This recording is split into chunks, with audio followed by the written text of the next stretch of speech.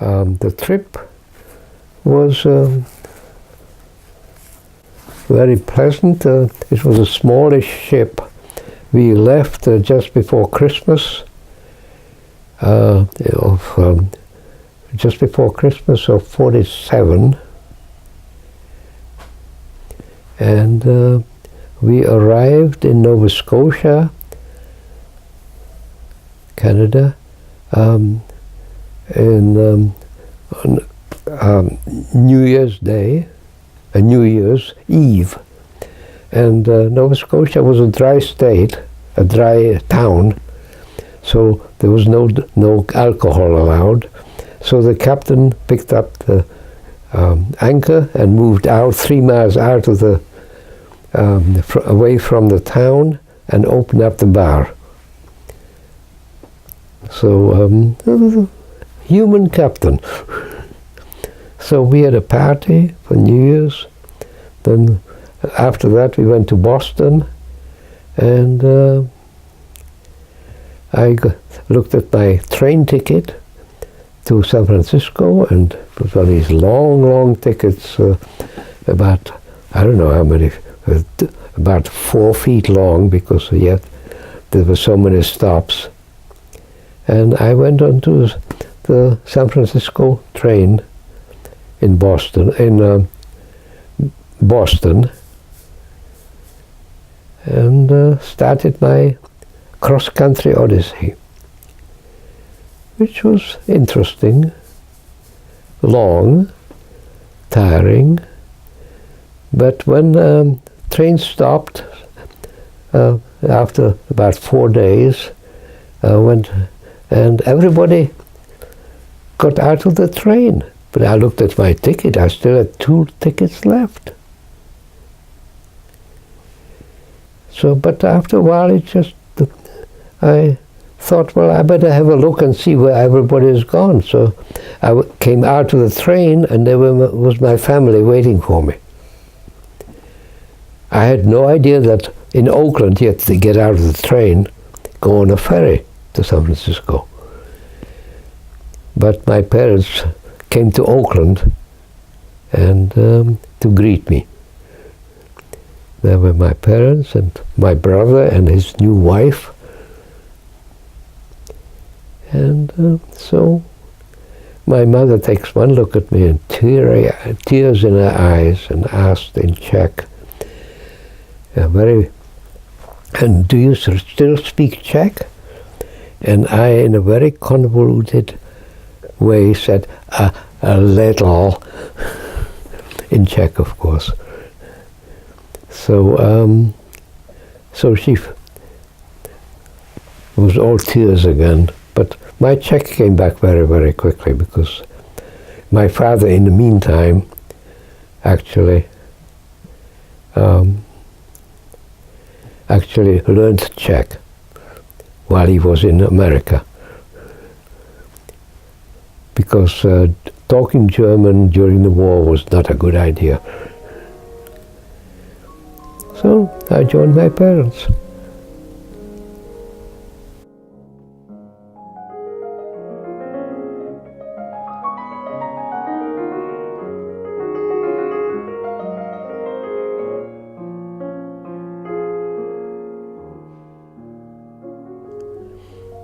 They took me on a ferry to San Francisco, where they lived. They lived in a marina.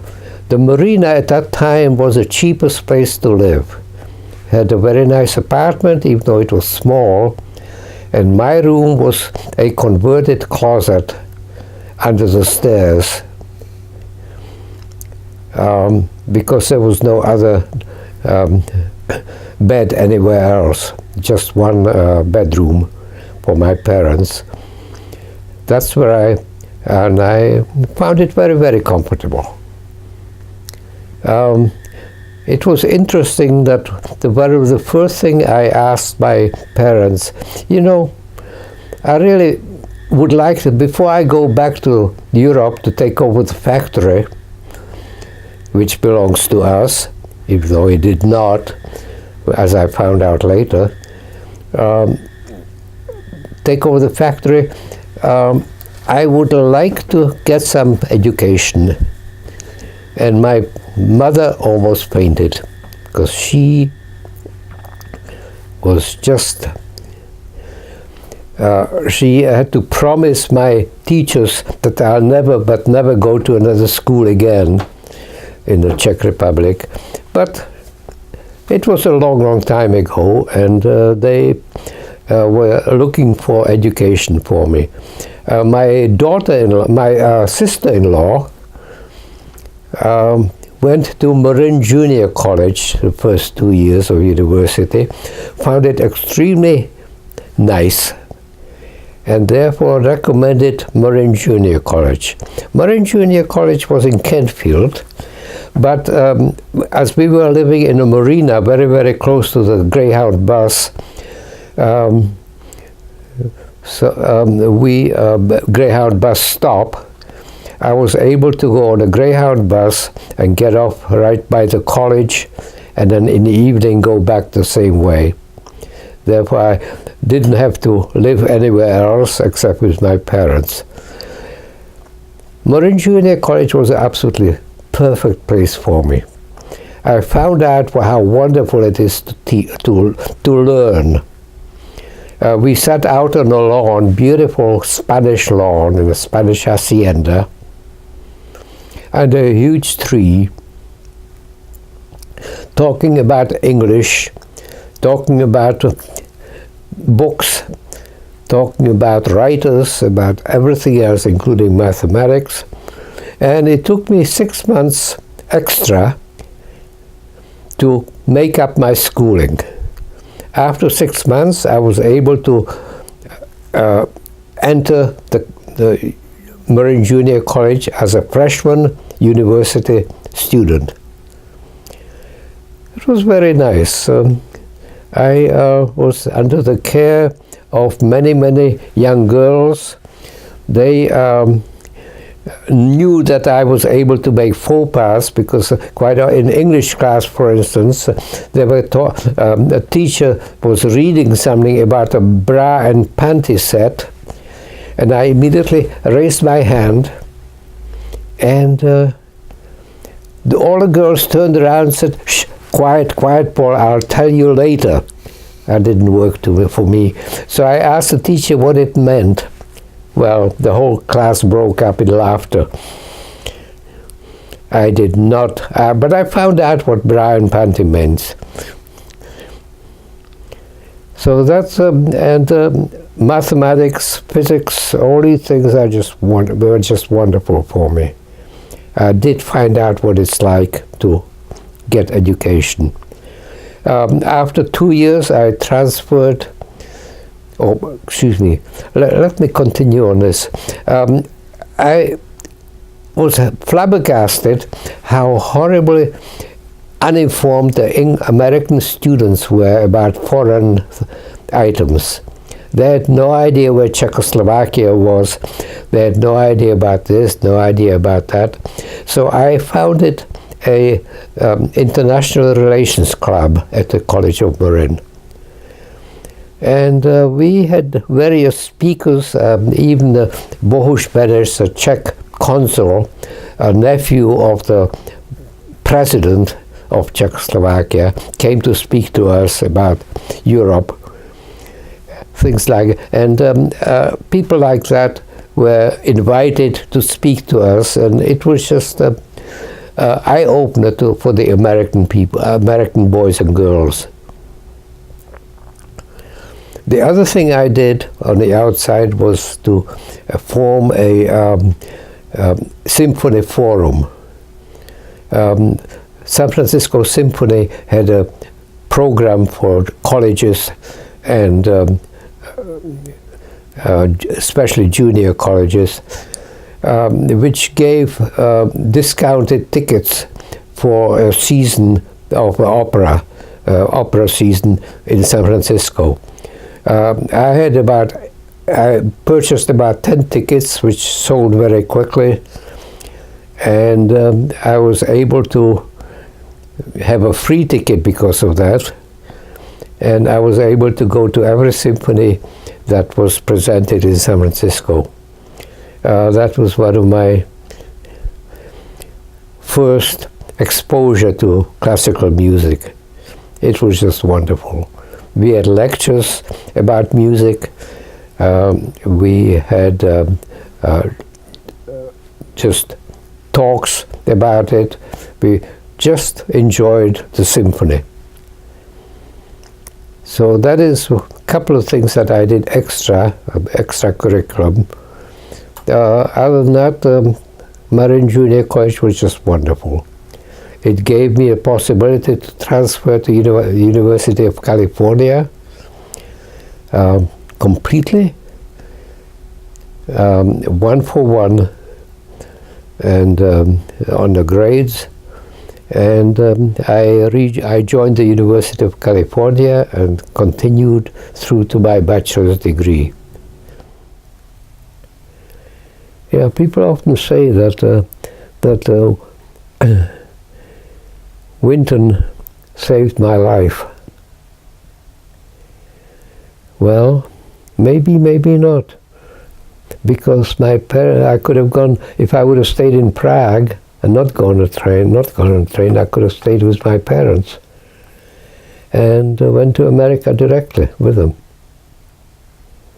But of course, on the other hand, I was such a spoiled brat when I was 15. I don't know what would have happened to me. I certainly would have not gone the way I did after this odyssey and being away from my parents, learning the facts of life. But I often wonder what would have happened to me if I would have gone straight to America in care of my parents. They would be doting on me and spoiling me rotten again. So perhaps Winton did save my life. So, and that was I came to San Francisco in the very beginning of 48. Right after the war, the Czech government was exactly the same as before the war, before the Hitler invasion, and an open society, a democratic society, and with the same president as before. And so I certainly didn't want the factory to be in somebody else's hands, because the Czech government said, well, all the Germans were thrown out of the country. So it was a very nice society,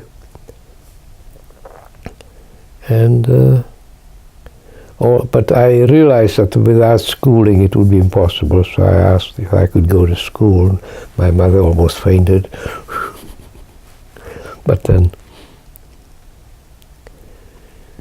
But I sure wanted to go back to take over the factory, which then was nationalized, because see, my father unfortunately sold the factory for almost nothing when they were leaving before the war, when they were thinking about leaving. And in 1940, probably 1939, he made a contract with one of the builders in Stab to sell it. So he sold the factory, and that information percolated through the system that he sold it, not saying that it was a forced sale. And when the Czech government, after the war, and after the Velvet Revolution and all that, the Czech government became democratic again. The restitution started, and we got some money for the apartment house which belonged to us. But I tried to get the factory back into my ownership. But the government kept saying, but you sold it. And they wouldn't listen to anything else, but there probably some graft somewhere, I don't know. I wasn't able to follow it through. But that's the continual answer I got, that you sold it, you sold it.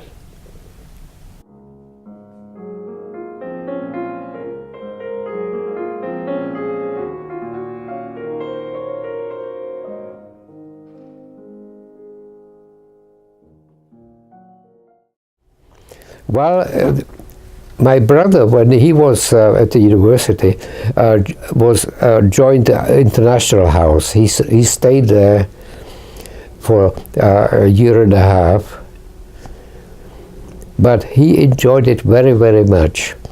He then asked me if I would like to stay in the International House, and he was able to provide the funds for me to stay there.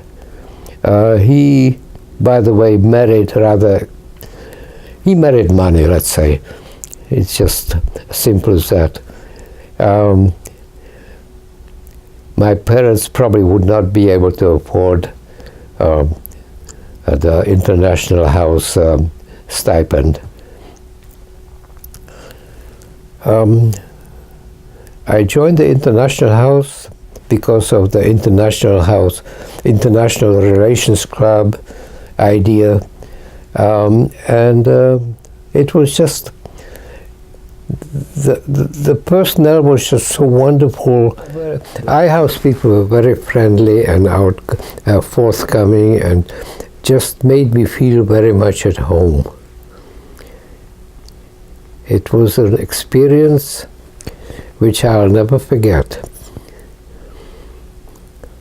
It was just something. Even though my parents were living in San Francisco, I very rarely went to San Francisco. I-House provided everything a home should provide. The first year in I-House was in a double room, because no freshman usually had a single room. I had a double room with and invariably they tried to pair a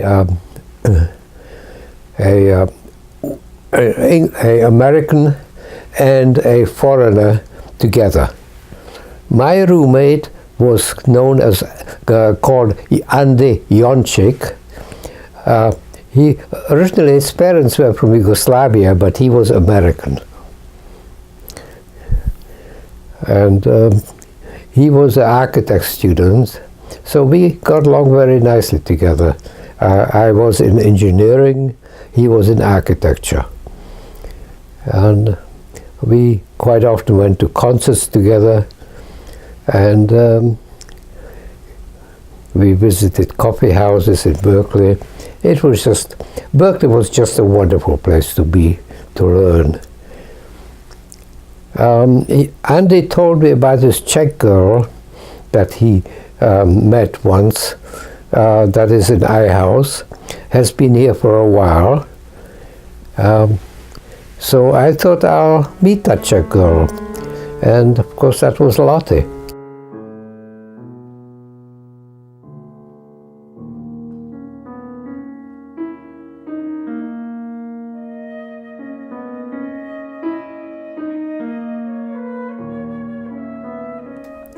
Lottie was in a concentration camp in Mauthausen, which was, when the Russians started coming close, they were evacuated. They joined what is now known as a death march, a huge column of refugee concentration camp survivors after the war, towards the end of the war, going into Poland and out of Poland into Germany.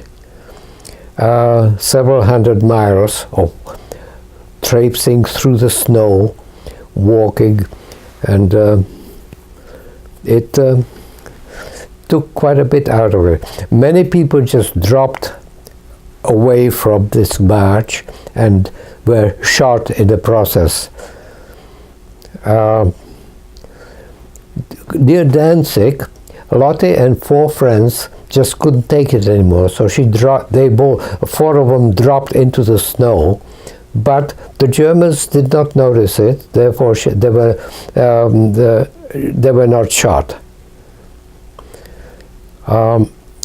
The 4 girls, after the march vanished from sight, they got up and they they walked quite a bit and came to Danzig, which was a kind of an enclave in Poland, which was not too affected by war. And they went to a farmhouse to see if they could get some milk or some nourishment, and they were able to find a little work, a little help for food, to be paid in food. So they worked in a farm with arms and a tattooed number on their arms, completely bandaged. Then there was a tremendous amount of bombing going on, because the end of the war and the Russians and the Germans were fighting terribly hard. It appeared that there was a ship going from Danzig to Denmark every so often, but it was completely full with refugees. It was a daily ship. However, then suddenly one of the ships was bombed and sunk, full of refugees, many dead. The next ship was completely empty, because the Germans remembered this horrible accident and they didn't want to take the risk. So they did not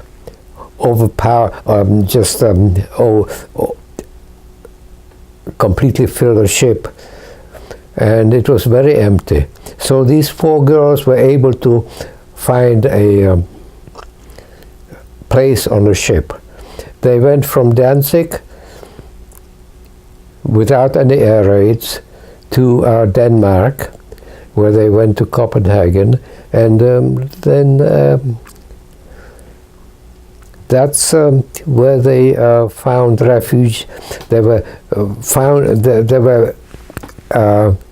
classified as refugees and put into a camp, concentration camp again. One of the girls had the most wonderful idea. This was the end of the war already, but they were collecting all the Germans to send them back to Germany. One of the girls had a wonderful idea. Let's show them the number. So they unbandaged their hands and showed them these 4 numbers tattooed on their arms. The young boys that looked at it took one look at it, said just a moment, and went over to get the commandant. He looked at the numbers, made sure they're not falsified, and then a big open car came in, loaded these 4 girls in, and they were taken out of the camp in style, in an open car, and all these Germans were looking, wondering what's going on here. They were treated like royalty, and that was the end of the war for them. Lottie later on was able to go back to Prague where she found complete mayhem, and everybody that she knew practically was dead.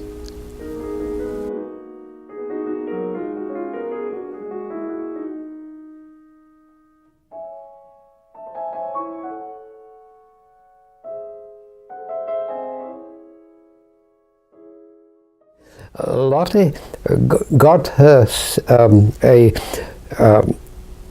she tried to get out of the country. She tried to get parents out of the country, and she finally got a scholarship to the Virginia Polytechnic in Virginia, United States. But that would mean leaving her parents behind, and she could not do that. When she came out of concentration camp, she had a possibility of reclaiming the citizenship. She found, reclaiming the scholarship to Virginia, and she took it. She got a visa from American consulate and went to Virginia Polytechnic. When she graduated from Virginia Polytechnic after 2 years, she was able to apply, she was allowed to apply either to New York University or University of California in Berkeley. She chose Berkeley because she, as she mentioned many times, she did not need a code in California. And she would have to get a code for New York. So she came to Berkeley and she joined International House right in the very beginning. This was in 1948, 49, that order. So then she just stayed at the University of California in Berkeley until I picked her up and took her away.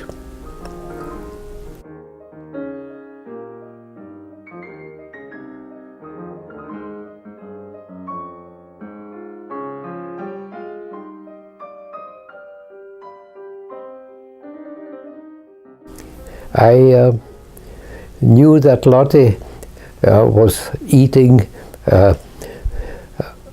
dinner in the dining room, and so I waited for her to come out. I waited for her by the steps to the dining room, and when she came down, I stopped her.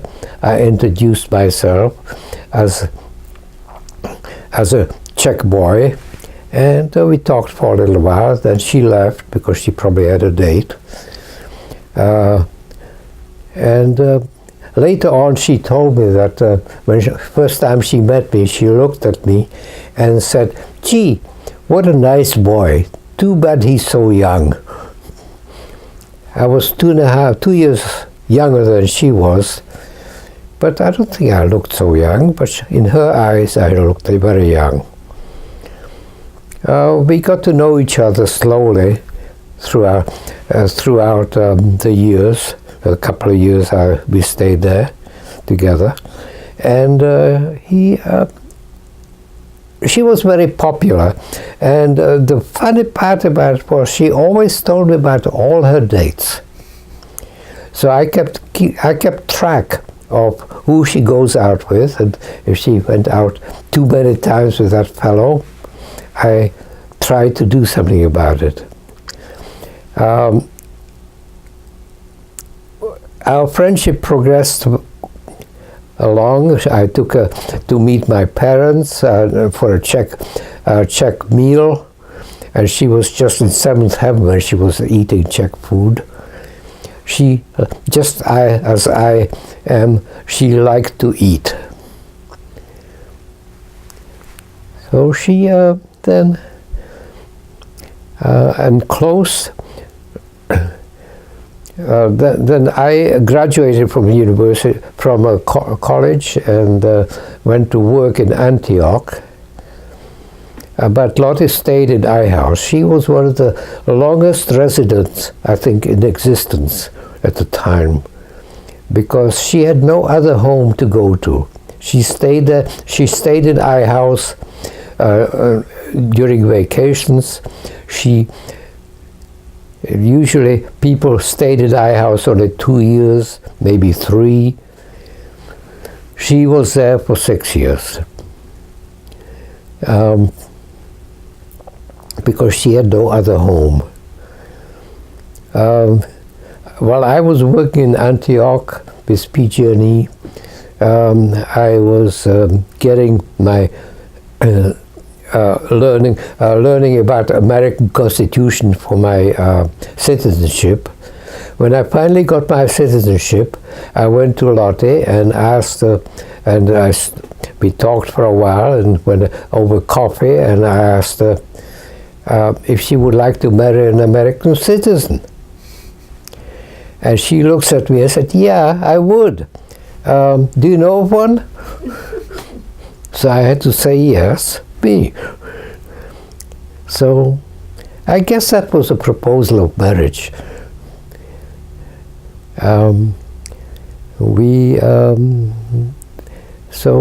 That was about it. That's how we met. We finally married in July 1, because I did not feel like I wanted a June wedding. I didn't want to wait too long either. July 1 in 1953, in San Francisco, we married.